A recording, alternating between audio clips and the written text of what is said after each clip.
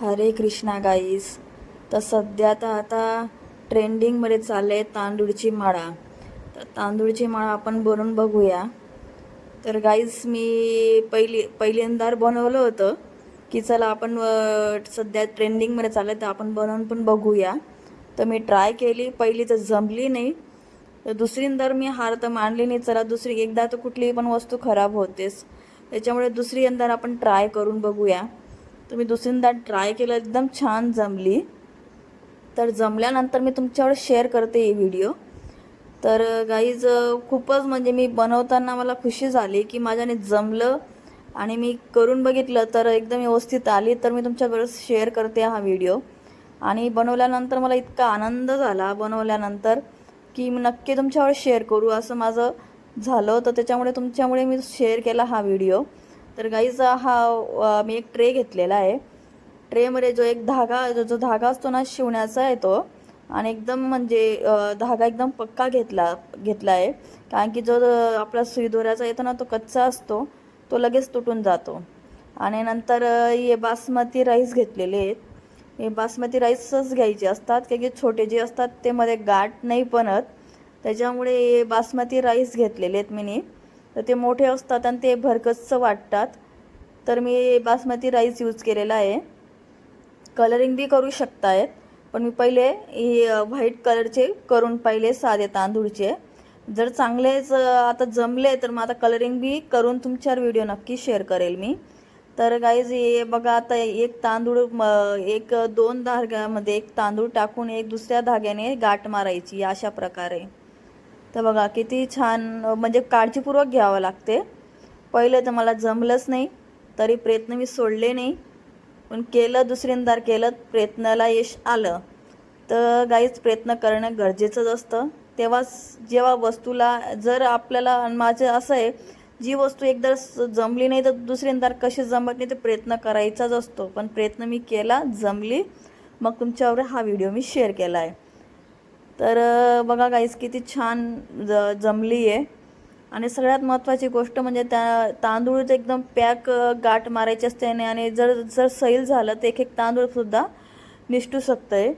तर अशा प्रकारे मी तांदूळची माळा बनवली आहे. जशी लहान मोठी करू शकतात तुम्ही. मी थोडी मोठी बनवते मूर्तीनुसार. या अशा प्रकारे. आणि तांदूळचे एक एक ताने जे तुटलेले तांदूळ नाही घ्यायचे, नाही तर एक तुटलेला तांदूळ घेतला म्हणजे ते अर्धा एकदम गॅप दिसतो.